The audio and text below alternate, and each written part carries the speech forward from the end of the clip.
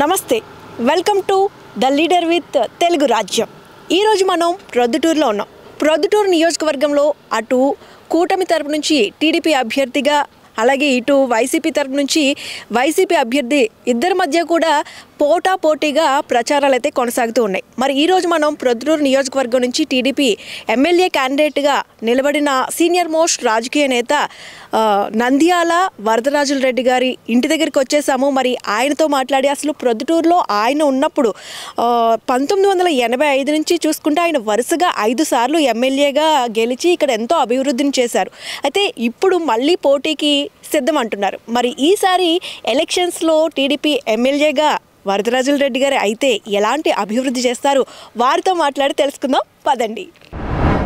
నమస్కారం సార్. నమస్తే అండి. ద లీడర్ విత్ తెలుగు రాజ్యం కార్యక్రమానికి స్వాగతం సార్. మీకు ముందుగా మిమ్మల్ని కలవడం అయితే నాకు చాలా ఆనందంగా ఉంది.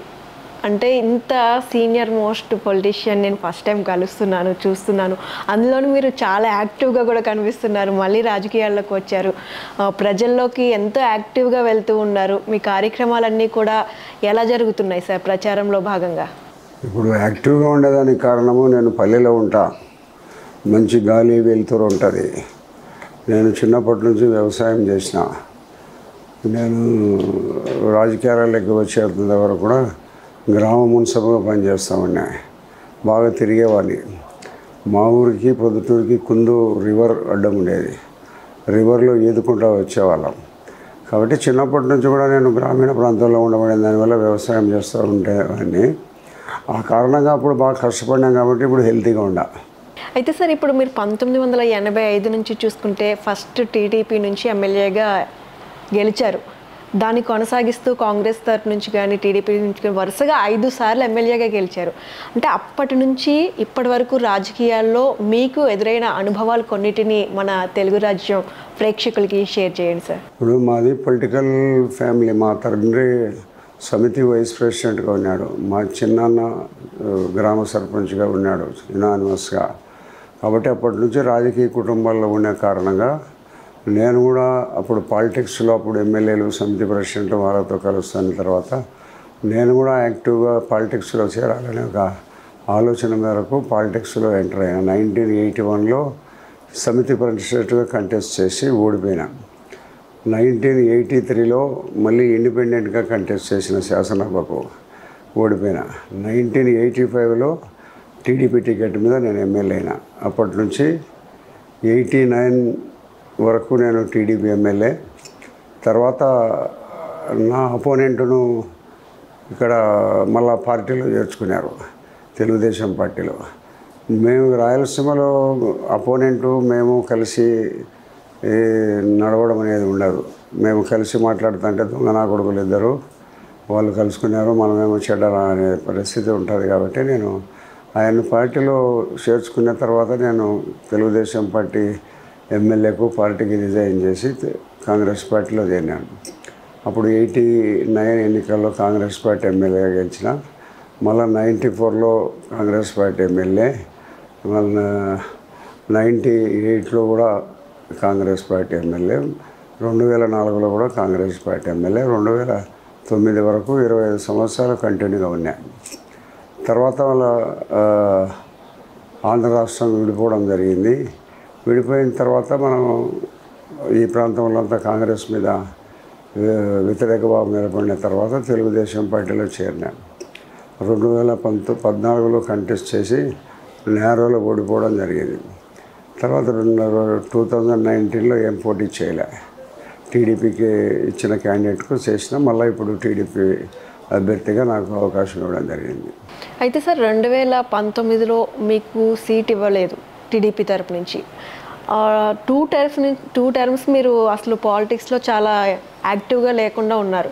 మళ్ళీ ఇప్పుడు మిమ్మల్ని 2024లో టీడీపీ ప్రొద్దుటూరు నియోజకవర్గానికి ఎమ్మెల్యేగా మిమ్మల్ని తీసుకోవడానికి గల కారణాలు ఏంటంటారు? ఇప్పుడు 1972 నుంచి ప్రొద్దుటూరులో ఒక ఫ్యాక్షన్ ఉండింది. డాక్టర్ రమణారెడ్డి అనే ఒక ఆయన మావోయిస్టు. అతను ఈ ప్రాంతంలో భయోత్పాతాన్ని లేబర్ యూనియన్ స్టార్ట్ చేసి అప్పుడు ఈ ప్రాంతంలో స్వతంత్రంగా మాట్లాడే హక్కు లేకుండా ఉండింది. ఏదైనా మాట్లాడితే రమణారెడ్డి కొట్టేయడం కానీ చంపేయడం కానీ ఇవన్నీ చేసేవాడు.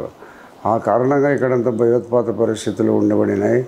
అప్పుడు మేము కూడా ఫ్యాక్షన్లో ఇన్వాల్వ్ అయ్యి జైళ్ళలో పడి చాలా కేసులు నడుపుకుంటే కేసులు ఒక 10 సంవత్సరాలు కేసులతోనే సతమతం అయితే పోయి మళ్ళా అతను ఇన్యాక్టివ్ అయిపోయిన కారణంగా నేను యాక్టివ్గా ఎమ్మెల్యేగా ఉన్నాను. అప్పుడు పరిస్థితులు 1985 నుంచి 2009 వరకు ప్రొద్దుటూరులో శాంతియుత వాతావరణం ఉండేది. ఎక్కడ ఎవరి పనులు వాళ్ళు చేసుకోవడం కానీ, ఒకరి జోలికి ఒకరు పోవడం కానీ, ఒకరి దాంట్లో ఒకరు జోక్యాలు చేసుకోవడం కానీ ఇటువంటి పరిస్థితి లేదు. అప్పుడు 2009 వరకు అటువంటి పరిస్థితులు ఉన్నాయి. కాబట్టి 2014 నుంచి 2024 వరకు మళ్ళీ ప్రొద్దుటూరు ఎమ్మెల్యే గారు దోచుకోవడం అయింది ప్రజలను. విపరీతమైన లంచగొండితనము, భూముల ఆక్రమణ చేయడము, ఇసుక దందా, క్రికెట్, మట్కా, గుట్కా, బెట్టింగులు ఇవన్నీ చేసి విపరీతంగా డబ్బులు సంపాదించుకొని వ్యాపారస్తులు, రిజిస్టర్ ఆఫీసులు, పోలీసులు, ఎంఆర్ఓలు వీళ్ళందరి చేత ప్రజలు బాధింపబడుతున్నారు. ఆ బాధింపబడుతున్న కష్టాలన్నీ ప్రజలు చూసి మళ్ళా ఒకసారి ఈయన ప్రొద్దుటూరు ఎమ్మెల్యే, ఇప్పుడున్న ఎమ్మెల్యే, ప్రజెంట్ ఎమ్మెల్యే, మళ్ళీ ఎమ్మెల్యే అయితే మన ఆస్తుపాస్తులు కూడా మన పేర్లతో ఉంటాయో లేవో అనే ఒక ఆలోచనతో ప్రజలు నన్ను ఎంకరేజ్ చేశారు మళ్ళీ పాలిటిక్స్లోకి రమ్మని.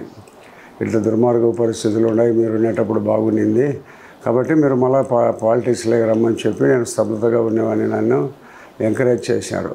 సరే, ఇంతకాలము శాంతియుత వాతావరణంలో ఉంచినాం, ఈ దుర్మార్గుని వల్ల చాలామంది బాధింపబడుతున్నారనే ఒక ఉద్దేశంతో మళ్ళీ యాక్టివ్ పాలిటిక్స్కి వచ్చినాం.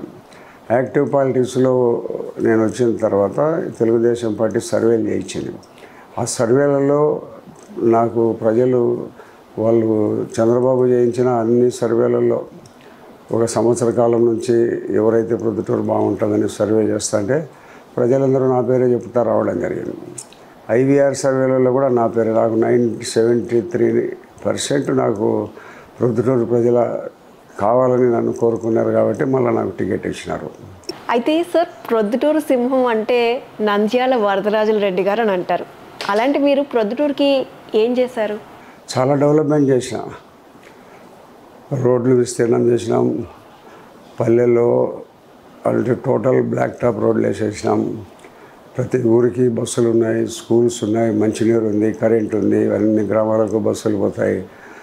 రింగ్ రోడ్లు ఏర్పాటు చేసినాం, ఒక ఇంజనీరింగ్ కాలేజీ, ఒక వెటనరీ కాలేజీ, మున్సిపాలిటీకి పైప్ లైన్ తీసుకొని వచ్చి శాశ్వత నీటి సమస్యను పరిష్కారం చేసినాం.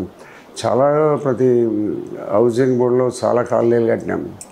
అమృతానగర్ అని ఒక పెద్ద టౌన్షిప్, ఈశ్వరెడ్డి నగర్ అనేది ఒక పెద్ద టౌన్షిప్, యానాది కాలనీ అనేటి ఒక పెద్ద పొద్దుటూరు అనుకొని దాదాపు 1000 ఇళ్ళు ఉన్నాయి. చాలా డెవలప్మెంట్ చేసినాం. నేను ఎప్పుడూ 24 అవర్స్ పాలిటిక్స్. నేనే వ్యవసాయం ఏదన్నా కూడా నా భార్య వాళ్ళు చూసుకుంటారు, నా కొడుకు వాళ్ళు. కాబట్టి నేను ఉదయం లేచినప్పటి నుంచి పాలిటిక్స్లోనే ఉంటాను. పాలిటిక్స్లో ఎవరైనా నా దగ్గరికి వస్తే వాళ్ళతో కూర్చోబెట్టి మాట్లాడి ఒక కాఫీ ఇచ్చి వాళ్ళ పనులు ఏమైనా ఉంటే చేసిపోయేవాడిని. ఇక ఇప్పుడు ఈ ఎమ్మెల్యే గారి టైంలో పోలీసులు, తహసీల్దారులు, అదే మాదిరిగా ఈ రిజిస్టర్ ఆఫీసులో నా భూమిని ఒకరికి అమ్మాలంటే రిజిస్టర్ ఆఫీస్కి పోయి కొన్నోడు అమ్మినోడు పోతే సబ్ రిజిస్ట్రార్ ఎమ్మెల్యే గారితో మాట్లాడమంటుంది. మా భూమి అమ్ముకునేదానికి కొనుక్కునేదానికి ఎందుకు మాట్లాడాలంటే ఏమో ఎంతో మాట్లాడితేనే రిజిస్టర్ అంటాడు. మేము పోయి మాట్లాడితే ఇది టౌన్ అనుకొని ఉంది కదా, ఎకరాకి 20 లక్షలు నాకు అంటాడు. ఇటువంటి దుర్మార్గపు చర్యల వల్ల ఆయనకు వ్యతిరేకత వచ్చి నాయన కావాలని కోరుకుంటున్నారు. Please do subscribe to Telugu Rajyam channel. Please do subscribe to Telugu Rajyam channel. Please do subscribe to Telugu Rajyam channel. Hi అండి, నేను మీ ఆర్పీని, నెల్లూరు పెద్దారెడ్డి చేపల పులుసు ఓనర్ని. మీరు తెలుగు రాజ్యం అనే ఈ యూట్యూబ్ ఛానల్ సబ్స్క్రైబ్ చేసుకుని మంచి మంచి వీడియోలతో వస్తారు. Thank you so much. Hi people, I'm Sonakshi Verma and you please watch Telugu Rajyam and please subscribe to the channel.